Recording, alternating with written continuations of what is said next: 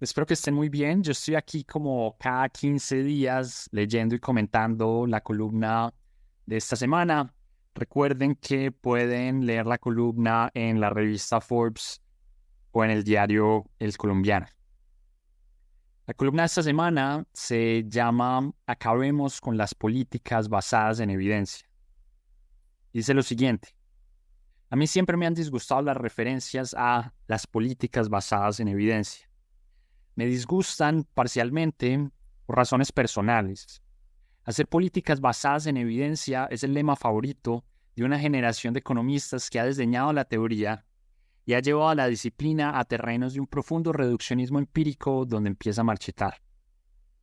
Como lamento el declive de la economía, me desagradan los símbolos de quienes interpreto como los responsables de aquel. Podría hablar por horas al respecto, pero prefiero no hacerlo hoy. Quisiera concentrarme, en cambio, en describir las razones no personales de mi disgusto hacia aquel lema. La primera razón es de carácter conceptual.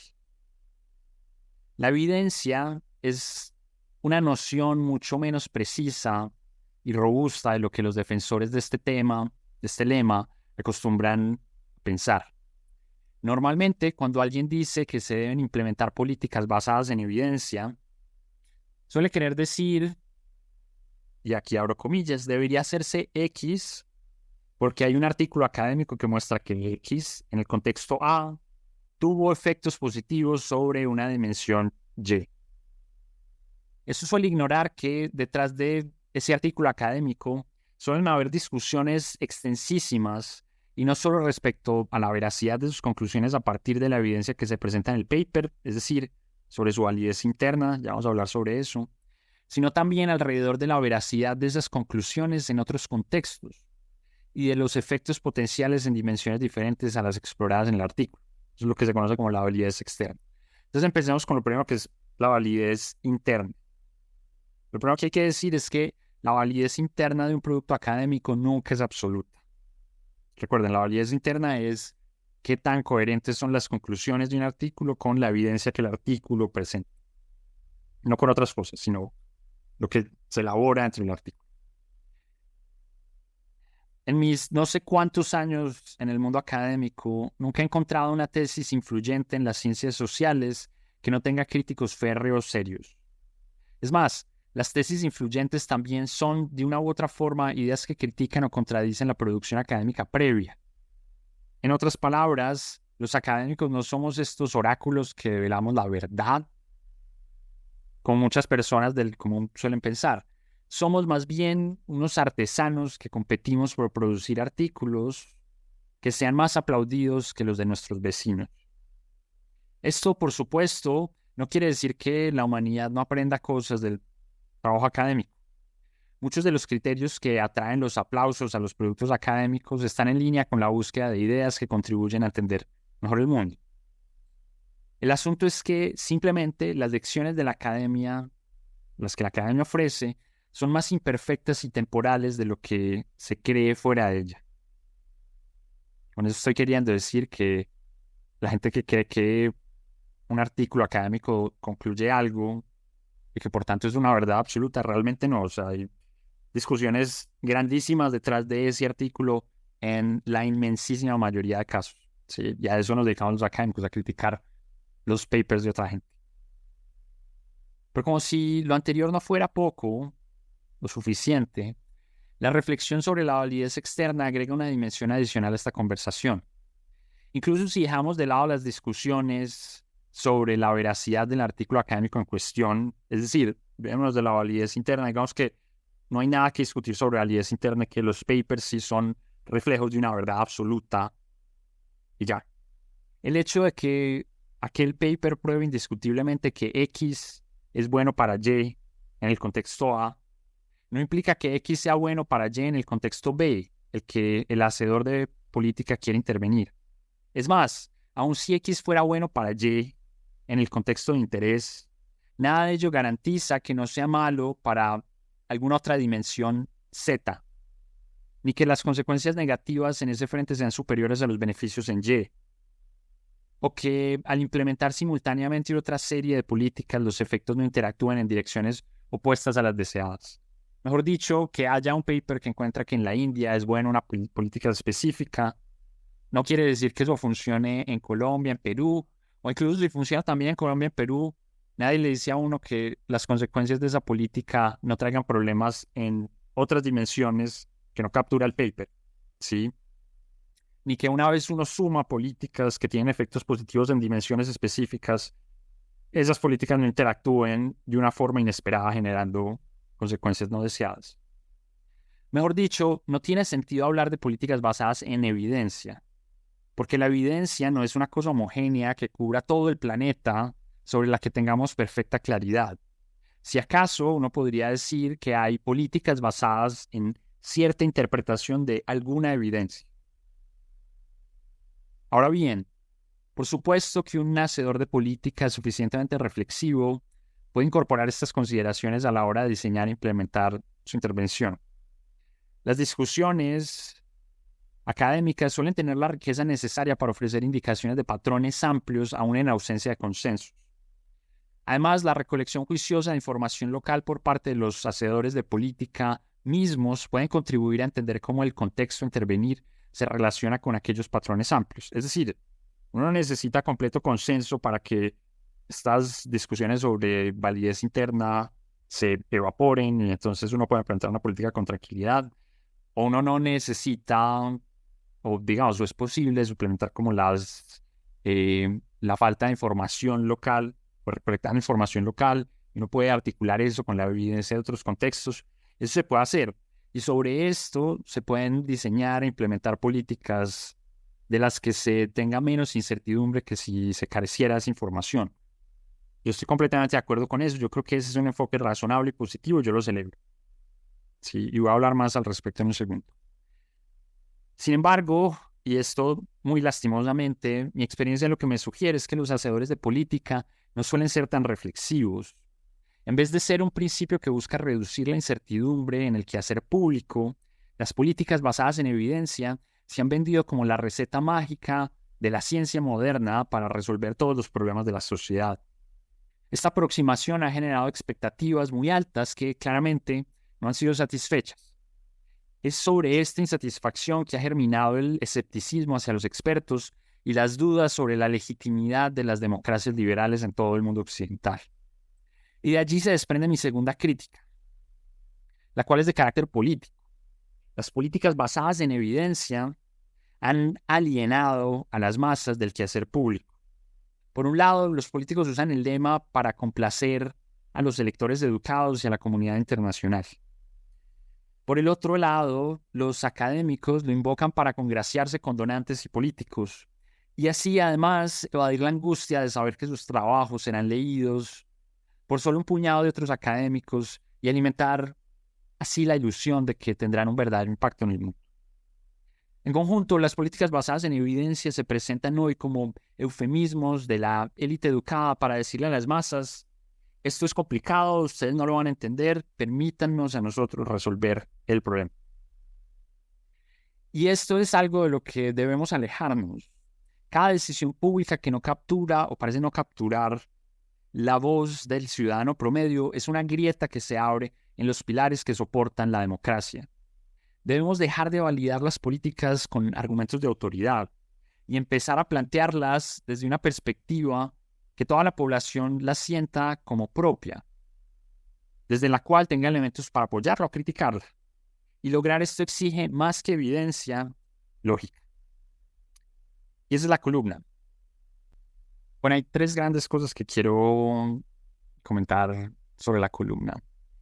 La primera es describir un poco mejor este movimiento, si se quiere, las políticas basadas en evidencia, y quizá la forma mejor de describirlo es como un proyecto intelectual. Yo siento que es fundamentalmente eso, que digamos se volvió como una guía para la inmensa mayoría de la gente en las ciencias sociales, sobre todo en la economía y en el surgimiento de todo un campo nuevo que es las políticas públicas, ¿no? Los departamentos de políticas públicas emergieron un poco como espacios para acoger este proyecto intelectual. Y el proyecto intelectual básicamente está inspirado en, digamos, las innovaciones metodológicas fundamentalmente, bueno, que al menos se originan en economía, que tratan de enfocarse más detalladamente en la evidencia causal. Esto con frecuencia se conoce como la revolución de la credibilidad. Y, y de allí viene un interés por decir, mire, podemos inspirarnos en las lógicas de, por ejemplo, la epidemiología, que trata de entender cómo intervenciones específicas tienen causas puntuales que uno debe ser capaz de medir, ¿sí? Y hay distintos métodos como para usar eso, pues para tratar de identificar eso, ¿no? Lo que se conoce como la identificación econométrica, ¿sí? La identificación de efectos causales. Entonces piensen, por ejemplo, en las políticas aleatorizadas, ¿no? Entonces, de nuevo, esto muy cercanamente como inspirado en las lógicas de la epidemiología. Hay un grupo de control, uno de tratamiento. La gente que está en cada grupo llegó ahí de forma aleatoria, entonces los grupos en general son fundamentalmente iguales. Y lo único en lo que van a diferir es que uno de esos grupos, el de tratamiento, recibe una intervención, un tratamiento, una política. Y después uno los compara, y puesto que son grupos iguales, al final las diferencias en los resultados de estos grupos deberían ser causadas por aquel tratamiento, por por aquella política. Como les digo, hay otra serie de métodos que tratan de aproximar esa lógica, pero en general es un poco como el principio. Y eso ha sido tremendamente importante en el avance de la economía. Ha sido muy útil en alejarnos de ideas que tenía como mucha aceptación y que una vez vistas desde esos lentes nos dimos cuenta de que la evidencia realmente no las apoyaba mucho. Entonces ha sido tremendamente importante. Hay muchas cosas buenas de la revolución de la credibilidad. El problema creo que tiene que ver como con dos elementos. O sea, por un lado, yo creo que se ha llegado al punto en el que se ha sobreestimado el potencial de esas herramientas y, digamos, las críticas que yo hago en la columna pues son como las críticas fundamentales y es estas herramientas logran aumentar la validez, digamos, interna, pero con mucha frecuencia lo hacen a costa de reducir la validez externa, ¿no? Entonces, la medida en la que uno se concentra en ambientes más controlados, donde uno puede ver más específicamente las dinámicas causales, hay mayor posibilidad entonces de tener mayor confianza sobre esos resultados, ¿cierto? Pero entonces se aleja uno de todos los otros contextos donde eso podría ser relevante y la evidencia entonces se hace más angosta. Y eso es algo que hay que simplemente reconocer, no es como que yo sea el primero que digo esto lo ha dicho mucha gente. Hay gente trabajando en econometría aplicada para tratar de responder a este tipo de problemas.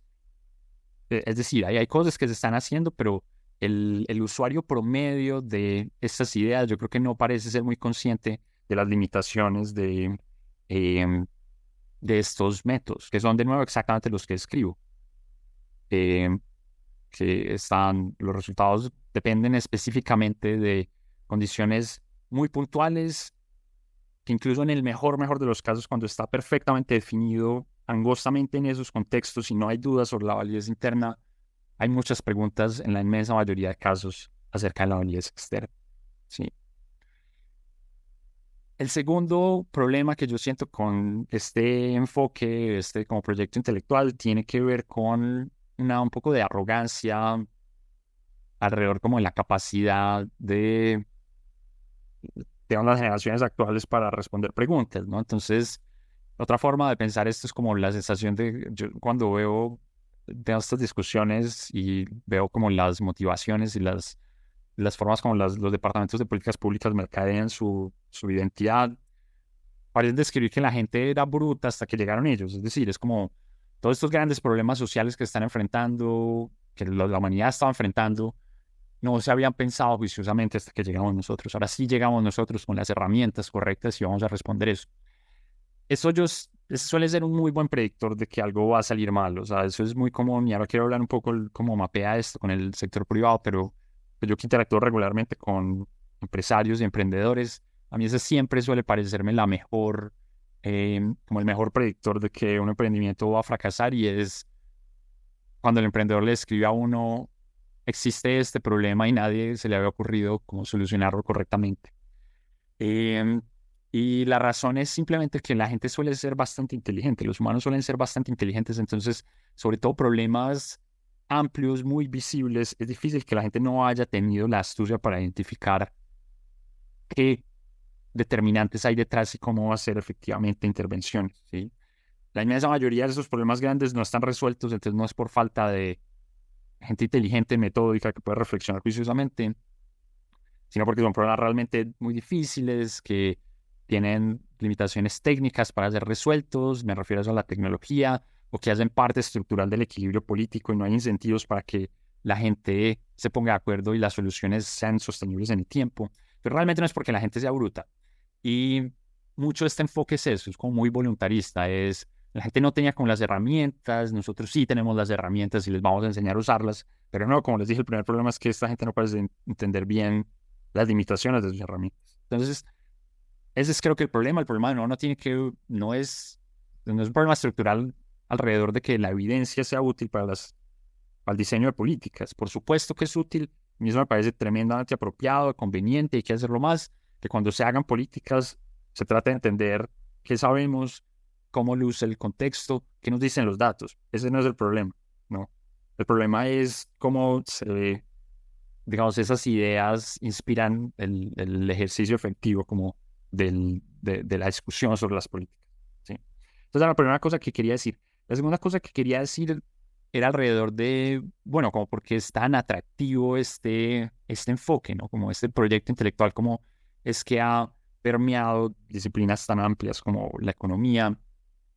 Y yo creo que tiene que ver con que es muy atractivo. Es decir, yo con frecuencia me siento atraído hacia él y me veo diciendo el tipo de cosas de la gente que critico tanto aquí, de estos eh, gente que diseña políticas basadas en evidencia y creo que la clave del asunto es que provee algo que digamos, las personas necesitan muy profundamente y es la sensación de certeza, ¿no? Digamos, es una herramienta, digamos, es un bote de certeza, es decir, como en un mar de incertidumbre, uno no quiere ahogarse en el mar de incertidumbre, uno quiere subirse en el bote de la certeza. Y eso es la gran promesa de valor de este enfoque. Eh, y entonces yo con frecuencia me oigo decir como, no, tenemos evidencia exhaustiva de X y Y, y es un poco acalla la conversación, como que uno no tiene que entrar a ninguna controversia argumentativa, ideológica, hay evidencia exhaustiva y uno puede citar, en fin.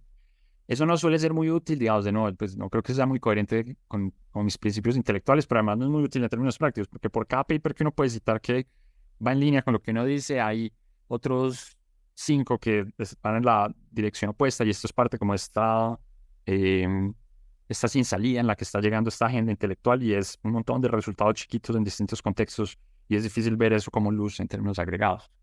Entonces, esa es yo creo que la gran promesa de valor. Yo creo que además por eso justamente empieza a lucir como un credo, ¿no? Porque eso es lo que la religión justamente hace, ¿no? Y por eso las religiones han sido tan exitosas a lo largo de la historia de la humanidad, porque lo que hacen es ofrecerle justamente a la gente eso, es ofrecerle certeza, ¿no? Entonces, uno ya no tiene que pensar qué va a pasar cuando se va a morir, porque la religión le dice a uno, pues dependiendo de qué religión esté hablando uno, pero si uno piensa como las grandes religiones monoteístas en Occidente, le explican a uno, usted se va al cielo, usted se va al paraíso y tiene luz y así el paraíso. Y ya eso le resuelven a las grandes incertidumbres de la vida y para infinidad de eventos del día cotidiano las religiones ofrecen certeza, ¿no? Uno puede rezarle al tal santo y le resuelve el problema, uno puede confesarse. Es decir, hay toda una serie de rituales que le resuelven a uno esa angustia, la incertidumbre. Y por eso siento yo que las religiones han sido tan exitosas, ¿no? De la misma forma juega digamos, esta idea de las políticas basadas en evidencia, digamos, el mismo rol ha empezado a jugar en ciertos círculos y no sabemos cómo resolver este gran problema, queremos realmente hacer algo, pero no queremos afrontar el hecho de que no estamos seguros de que vaya a funcionar. Es muy factible que la intervención o nos sirva o haga las cosas peor y que nos gastamos un montón de plata en dañar más al mundo. Y nadie quiere meterse, digamos, nadie quiere pensar que ese es un escenario. Y entonces nos hemos inventado estas ideas un poco también, yo siento como con la confianza de de que en el sector privado funcionan las cosas un poco distintas. Yo siento que hay una especie como de idea algo equivocada de cómo funciona el sector privado, ¿no? Yo siento mucho a la gente parte como de este proyecto intelectual que siente como, claro, podemos usar como el conocimiento, como que antes en el pasado, es un poco lo que yo siento que es como la visión de mucha de la gente en esta tradición, es como, antes la gente tenía era como motivaciones ideológicas y lo que había eran políticas basadas en ideología y, y tenemos ya todo este conocimiento en buena medida que viene como de las lógicas del sector privado, donde se pueden hacer las cosas como muy bien y se saben, hay procesos y se siguen y se tienen resultados específicos. Y ese espíritu se introduce al quehacer público, ¿no? Y entonces se habla, por ejemplo, de los gerentes, ¿no? Entonces la gente que le gusta mucho estos lemas de las políticas basadas en evidencia, quieren políticos que sean gerentes, ¿sí? Y, y yo creo que es una interpretación muy equivocada de cómo funciona el sector privado. El sector privado, de hecho, está lleno de incertidumbre. En el sector privado se hacen mil cosas que funcionan muy mal. En el mundo corporativo grande, como consolidado, y también en los emprendimientos que empiezan. Está lleno de esfuerzos infructuosos. De alguna forma, desde lejos, parece como que no, ¿sí? Eh, y entonces, creo que simplemente, y en general la gente en el sector privado es consciente un poco de eso, sobre todo en el mundo del emprendimiento, ¿no? Como que el venture capital, todo el mundo sabe que hay mucha plata que se va a perder. Y en el sector público el problema es que hay una aversión a la pérdida, ¿no? Perder plata colectiva es mucho más costoso, riesgoso legalmente, etcétera, ¿no? Tiene unas implicaciones morales distintas en hacer cosas con lo público. Entonces, de nuevo, yo siento que eso ha ido alimentando esa narrativa y la confianza, de nuevo, un poco del tipo creer, ¿no? De una fe. Este es sobre todo, yo siento, es fe. Lo que yo veo cuando la gente me habla desde esos lentes, ¿no? Es la fe de que los papers que se han publicado y que las evaluaciones de impacto dan las respuestas a las intervenciones que sin incertidumbre nos resuelven los problemas. ¿Y cuál es entonces la solución, no? Y esta es la tercera cosa que quería decir, porque entonces muchos dirán, ah, no, pues entonces no hagamos nada, o qué hacemos, entonces eh, hacemos políticas basadas meramente en ideología, o qué se puede hacer. Y aquí mi respuesta no es, creo que nada, digamos, nada controversial, ni extraña, ni loca, y es abandonar el credo y quedarse con los principios. O sea, tal como uno no tiene que ser un católico eh, que va todos los días a misa y creen, digamos, en las escrituras al pie de la letra, sino que uno vive con principios y los trata de seguir bien, ¿no? Es buena idea no matar a alguien más, pues sí, es buena idea. Es amar al prójimo, pues sí, es buena idea, ¿no? Como que eso resuelve la incertidumbre de la vida, no. Sentir que uno debe entender bien un problema, saber qué se ha hecho en otras partes, saber qué ha salido bien, qué ha salido mal, recoger información a nivel local. Eso me parece muy bueno. Eso resuelve el problema de que las cosas puedan salir mal. No, eso no es garantía de eso, de nada. Creo que tenemos eso, que aprender a vivir con la incertidumbre de eso.